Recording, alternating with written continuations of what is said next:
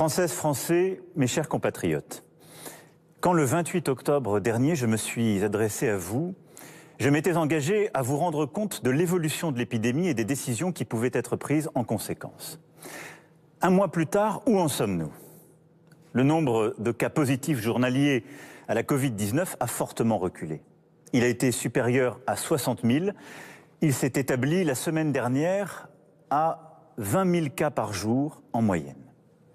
Après avoir atteint 33 500 patients hospitalisés le 16 novembre, soit plus que lors de la première vague, nous avons aussi commencé une lente décrue. Le nombre de personnes en réanimation du fait de la Covid-19 est passé de 4 900 le 16 novembre à 4 300 aujourd'hui. De ces données, il ressort que le pic de la seconde vague de l'épidémie est passé.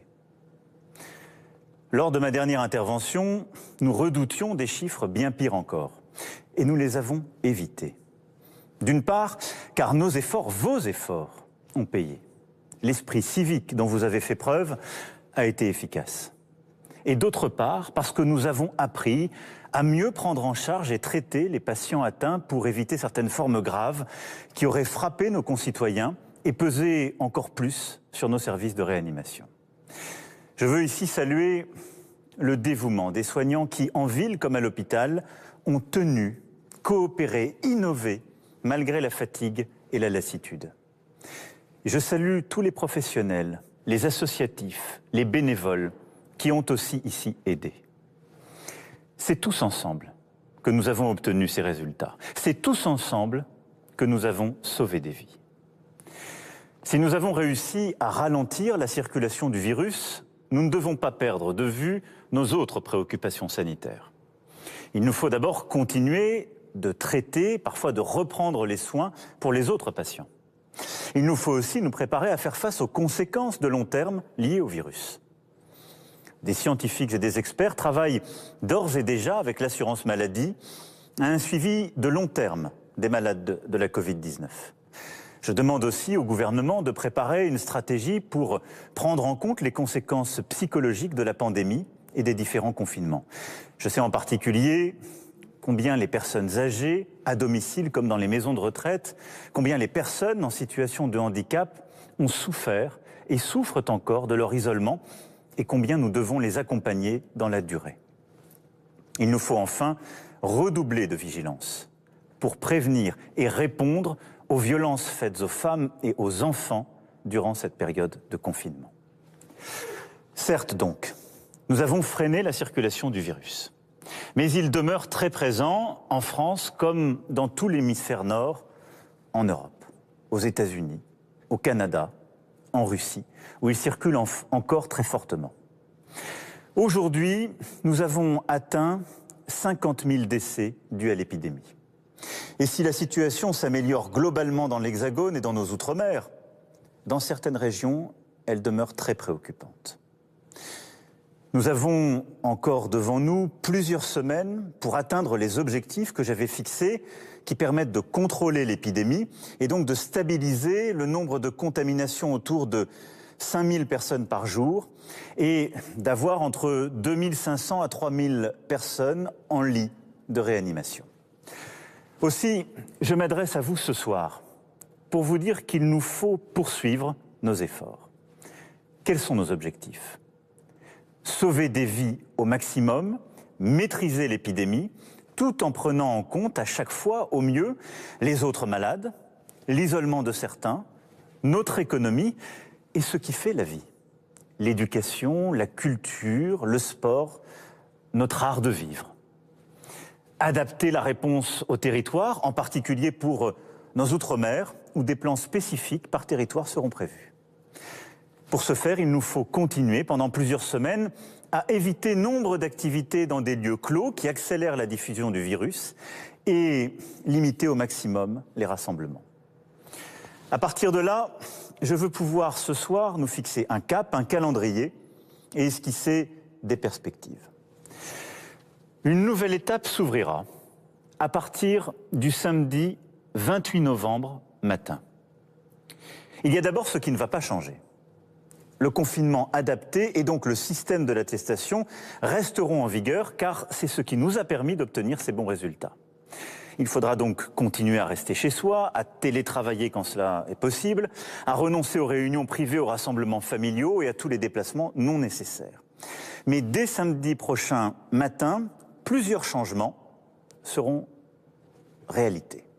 D'abord, les déplacements pour motif de promenade ou activité physique en extérieur seront désormais permis dans un rayon de 20 km et pour 3 heures. Les activités extrascolaires en plein air seront à nouveau autorisées. Pour les cultes, les offices seront à nouveau permis dans la stricte limite de 30 personnes. Enfin, et je sais combien l'attente est grande et combien cela participe à notre quotidien, à la vie de nos centres-villes, de nos centres-bourgs, enfin donc, tous les commerces pourront rouvrir et les services à domicile reprendre, mais dans le cadre d'un protocole sanitaire strict qui a été négocié avec l'ensemble des professionnels que je veux ici remercier. Les commerces et les services pourront donc rouvrir, selon ces règles, jusqu'à 21 h au plus tard. Les librairies, les disquaires, les bibliothèques et archives pourront aussi rouvrir dans ces conditions. La deuxième étape, ce sera le 15 décembre. Le 15 décembre, si nous sommes bien arrivés autour des 5000 contaminations par jour et environ 2500 à 3000 personnes en réanimation, nous pourrons alors franchir un nouveau cap. Alors, le confinement pourra être levé. Nous pourrons donc à nouveau nous déplacer sans autorisation, y compris entre régions, et passer Noël en famille. Il faudra au maximum limiter les déplacements inutiles. Souffler et se retrouver, oui, mais j'en appelle à votre sens des responsabilités. Il ne s'agira pas à coup sûr de vacances de Noël comme les autres. Les activités extrascolaires en salle, pour l'accueil des enfants durant les fêtes, seront à nouveau autorisées avec des règles strictes. Les salles de cinéma, les théâtres, les musées pourront reprendre leur activité, toujours dans le cadre des protocoles sanitaires qui ont été négociés. Et un système d'horodatage permettra d'organiser les représentations en fin de journée. Je veux ici dire combien je remercie et combien nous soutenons tous les acteurs de la culture, à qui, je le sais, nous avons tant demandé, mais qui ont tenu, qui ont créé, innové, su trouver de nouveaux publics dans ce contexte si difficile. Nous avons besoin d'eux. Nos concitoyens ont besoin, en effet, de pouvoir avoir une vie, si je puis dire, et des activités au maximum, mais la culture est essentielle à notre vie de citoyenne et de citoyens libres. Des contraintes fortes demeureront toutefois durant cette période. Les grands rassemblements seront interdits, ainsi que tous les événements festifs dans les salles allouées. Tous les lieux qui, comme les parcs d'attractions, les parcs d'exposition, sont susceptibles de rassembler un grand nombre de personnes venant de régions différentes, resteront fermés. De même, les bars, les restaurants, les discothèques ne pourront rouvrir leurs portes, malheureusement, durant cette période. Concernant les stations de sport d'hiver, une concertation a été engagée par le gouvernement avec les élus locaux et les professionnels. Les décisions seront finalisées très prochainement, mais il me semble toutefois impossible d'envisager une ouverture pour les fêtes et bien préférable de privilégier une réouverture courant janvier dans de bonnes conditions. Nous nous coordonnerons sur ce point avec nos voisins européens. La logique de toutes ces décisions est la même. Au maximum, limiter toutes les activités qui multiplient les rassemblements, conduisent les gens à se rassembler sans protection dans des lieux clos et permettre progressivement de rouvrir les activités où l'on peut se protéger et où les distances, où les gestes barrières sont possibles. Partout sur le territoire, durant cette période, donc à partir du 15 décembre, un couvre-feu de 21 h à 7 h du matin sera mis en place. Nous pourrons circuler librement les soirs des 24 et 31 décembre pour partager ces moments en famille, mais les rassemblements sur voie publique ne seront pas tolérés. Durant toute cette période, vous aurez un rôle central pour notre réussite collective. Les réunions privées doivent au maximum limiter le nombre d'adultes ensemble dans une même pièce à un même moment. Et nous devons tous veiller à respecter les règles sanitaires entre nous pour protéger chacun. L'étape suivante sera pour le 20 janvier. En effet, à cette date, nous aurons le recul suffisant au retour des fêtes de fin d'année. Vous le savez, il nous faut toujours une quinzaine de jours pour voir exactement les conséquences de la modification de nos comportements. Et donc, c'est autour du 20 janvier que nous pourrons alors prendre, si cela est possible, de nouvelles décisions d'ouverture. Si le nombre de contaminations demeure en dessous de 5000 cas par jour, les salles de sport et les restaurants pourront rouvrir. Et le couvre-feu pourra être décalé.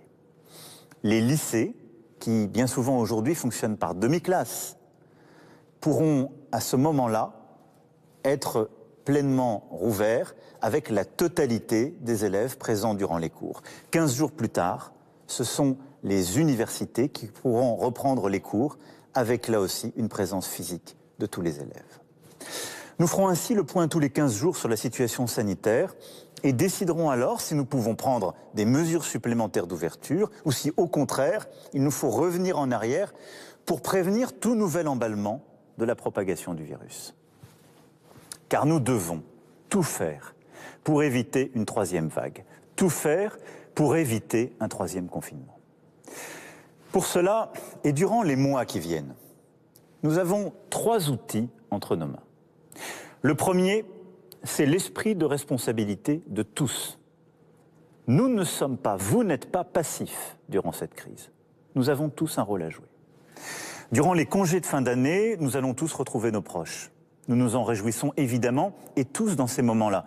Nous sommes tentés de baisser la garde, de relâcher la pression. Mais si nous ne voulons pas subir demain un troisième confinement, nous devons redoubler de vigilance. Protégeons nos proches, en particulier les plus vulnérables. Portons le masque, y compris à la maison lorsque nous sommes avec des amis ou avec des parents qui n'habitent pas au quotidien avec nous. Veillons à ne pas être trop nombreux à table. Appliquons scrupuleusement tous les gestes barrières. Se laver les mains, respecter les distances, aérer toutes les heures les pièces. C'est du bon sens et de l'exigence, mais chacun de nous a entre ses mains une partie de la solution. Notre second outil, c'est la stratégie tester, alerter, protéger, soigner, que nous sommes en train de réorganiser pour la rendre beaucoup plus efficace. C'est à mes yeux l'outil le plus important dans les semaines et les mois qui viennent pour contrôler le virus. Tester. Nous sommes, comme vous le savez, l'un des pays européens qui testent le plus. Mais début janvier, aucun test ne devra mettre plus de 24 heures entre la demande de test et son résultat. Ce sera vrai des tests PCR que nous continuerons de déployer. Quant aux tests antigéniques, qui permettent d'obtenir un résultat en moins de 30 minutes, ils seront utilisés massivement, en particulier pour les personnes qui ont des symptômes ou lorsqu'il faut dépister rapidement, par exemple dans une école ou dans une maison de retraite. En la matière, les innovations continuent de se poursuivre et permettront, je l'espère, de faire encore mieux et plus simplement. Alerter.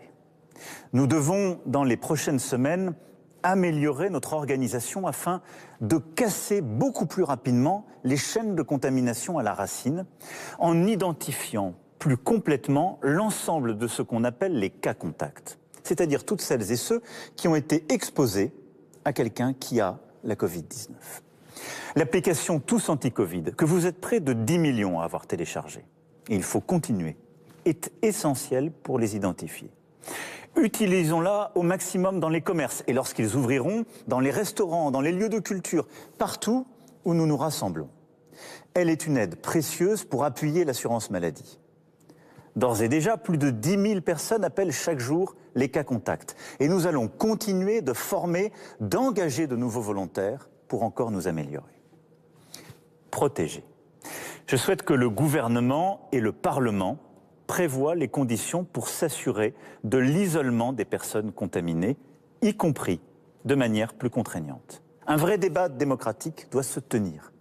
Mais si nous voulons éviter un confinement, nous devons être plus contraignants à l'égard de celles et ceux qui ont le virus. Ces personnes seront accompagnées sur le plan matériel, sanitaire, psychologique. Cette nouvelle stratégie associera, outre les services de l'État, les maires et leurs services, comme les associations concernées.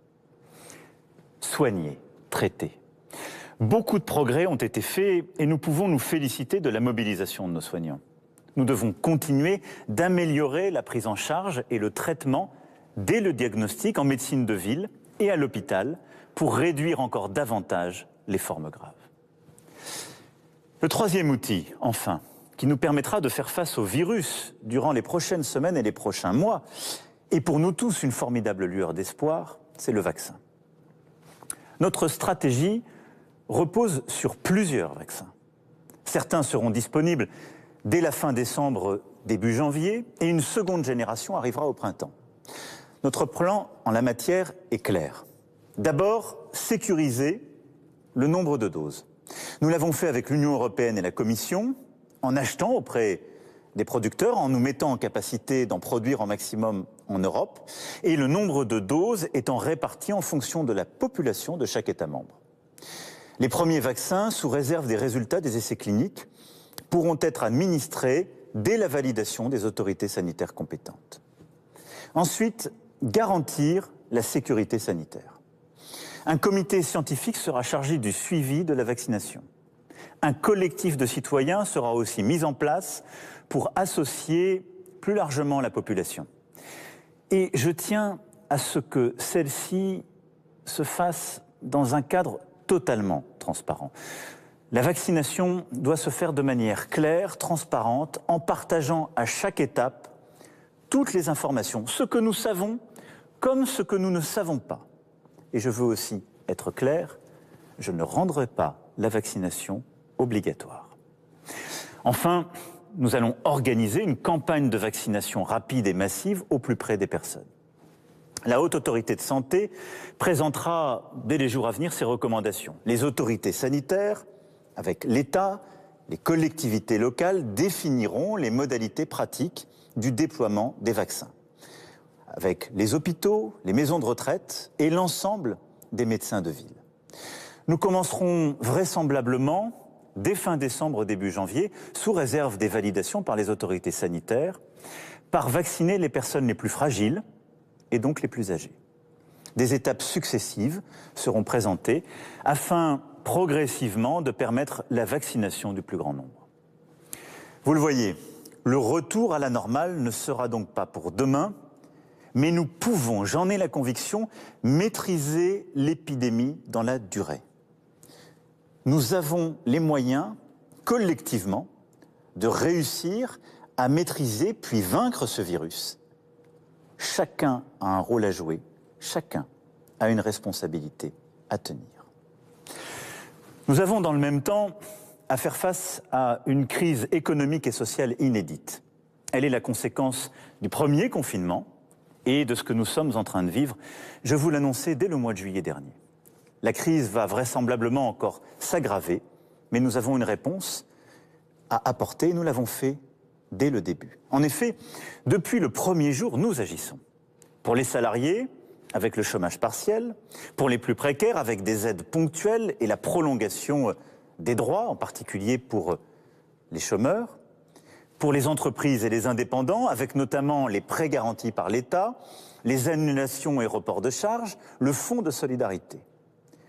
Quoi qu'il en coûte n'a pas seulement été une formule, mais bien des actes et une réalité. Nous avons renforcé cette réponse lors de la deuxième vague. Et je veux ici remercier le Premier ministre et l'ensemble du gouvernement qui, en concertant, en travaillant, a permis de compléter les choses. De nouvelles aides sociales ont été décidées. 150 € seront versés en fin de semaine aux bénéficiaires du RSA et de l'allocation de solidarité spécifique, aux étudiants boursiers et aux jeunes de moins de 25 ans non étudiants touchant les allocations logement. 100 € par enfant seront versés pour les familles bénéficiant des APL. Au total, 4 millions de familles et 1 300 000 jeunes seront aidés. Les aides aux entreprises ont été significativement renforcées en décalant les échéances des prêts garantis par l'État, en exonérant à nouveau des charges, en augmentant à 10 000 € le fonds de solidarité, notamment pour ceux à qui, indépendants, commerçants, entreprises, nous avons demandé, j'en ai conscience, beaucoup d'efforts, beaucoup de sacrifices, alors même qu'ils craignaient de perdre le fruit d'une vie de travail. Ils sont tous essentiels, tous, à la vie de notre nation. Dès les prochains jours, nous allons encore compléter ces aides.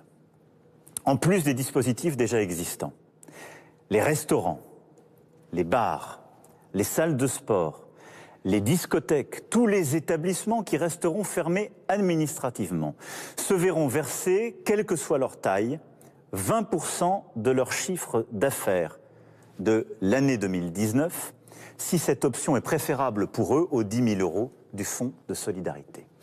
Je sais les sacrifices que nous avons demandés à beaucoup de ces entrepreneurs. Je sais combien nos restaurateurs, les entrepreneurs que nous avons fermés administrativement, veulent surtout travailler. Ils ne veulent pas être aidés. Ils veulent pouvoir continuer à se lever tôt le matin et à faire ce qui est leur travail et en même temps leur passion. J'ai conscience du sacrifice que nous leur demandons. C'est pourquoi nous allons apporter cette aide encore exceptionnelle jusqu'au 20 janvier prochain, je l'espère, date à laquelle nous pourrons les réouvrir. Les saisonniers, les extras qui n'ont plus d'engagement depuis des mois, les précaires qui travaillent les années précédentes mais ne retrouvent plus d'emploi, les jeunes qui n'arrivent à trouver ni emploi étudiant ni premier emploi, trouvons une réponse exceptionnelle à leur situation. Le gouvernement présentera cette réponse dans les prochains jours. Le plan Un jeune, une solution fera l'objet de moyens accrus et j'invite tous les jeunes à se renseigner sur la plateforme prévue à cet effet. Toutes ces décisions sont le fruit de larges consultations menées par le Premier ministre et son gouvernement avec les partenaires sociaux, les élus locaux, les forces politiques. Elles sont éclairées par la science. Il y a certes beaucoup de choses que nous ne maîtrisons pas, mais j'assume pleinement les décisions que je vous expose aujourd'hui. Et j'assume de les prendre pour vous protéger au maximum dans ce contexte exceptionnel. Mes chers compatriotes, j'ai conscience de vous avoir donné beaucoup de détails ce soir. Mais je pense que c'était nécessaire pour vous permettre de vous figurer dans les prochaines semaines comment nous allons nous organiser si chacun nous tenons notre rôle. Il y a toujours beaucoup d'incertitudes. Et il nous faut garder en la matière beaucoup d'humilité, ce virus nous l'a appris. Mais je ferai tout ce que je peux pour me battre à vos côtés, pour vous protéger et réussir à maîtriser cette épidémie. Cette épreuve qui dure depuis bientôt 1 an est difficile pour chacun de nous. Et nous ne sommes pas au bout. Et je ne veux pas que nous nous laissions aller ni à la résignation, ni à la colère. Je suis optimiste, car toute crise comporte une part de progrès, une part d'espérance.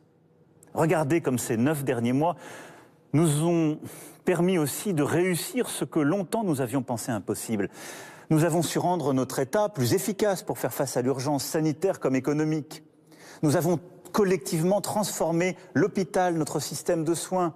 Nous nous sommes appuyés sur le numérique pour rapprocher les commerçants des citoyens dans les territoires, pour continuer à travailler, à apprendre, à soigner. Nous avons fait preuve d'une capacité d'innovation, d'un sens de l'inventivité qui seront décisifs pour construire le futur et affronter les crises qui viennent. Nous avons été solidaires comme jamais. Nous avons aussi identifié certaines de nos faiblesses. Une organisation imparfaite, trop de bureaucratie, parfois un sens des responsabilités inégal, un manque de souveraineté, parfois aussi pour certaines de nos productions. Dans les prochains mois, il nous faudra consolider ces forces que parfois nous ne soupçonnions pas et corriger ces vulnérabilités que parfois nous ne voulions pas voir. Pour ce faire, nous devrons nous en remettre au savoir et à la science. Ne jamais céder au complotisme, à l'obscurantisme, au relativisme. Nous devrons continuer à innover, à créer, à entreprendre. C'est la force de l'esprit français. Nous aurons à redresser notre économie tout à la fois en investissant, en travaillant et en étant solidaires. À ce titre, le plan de relance de 100 milliards d'euros permet de préparer l'avenir de notre économie en créant des emplois dans des secteurs nouveaux et en les développant. Mais pour les semaines à venir, nous devons chacune, chacun, à la nation, l'esprit de responsabilité. Nous nous devons, les uns aux autres, aussi, beaucoup de bienveillance. Les esprits sont parfois fatigués, les débats s'échauffent. Et dans cette période, nous ne devons pas nous laisser nous emporter. Tenons-nous ensemble autour de nos valeurs, autour de notre histoire, dans cet attachement à notre démocratie, à notre humanisme qui demeure aujourd'hui comme hier nos plus sûrs atouts. Alors, nous pourrons inventer un nouvel avenir français. Mes chers compatriotes, une nouvelle fois, nous serons, j'en ai la certitude, au rendez-vous des défis des semaines et des mois qui viennent. Notre génération a ensemble à vaincre cette épidémie, à affronter le terrorisme, à affronter la crise climatique et celle des inégalités. Aujourd'hui, nous tenons ensemble. Demain, nous vaincrons ensemble. Vive la République, vive la France.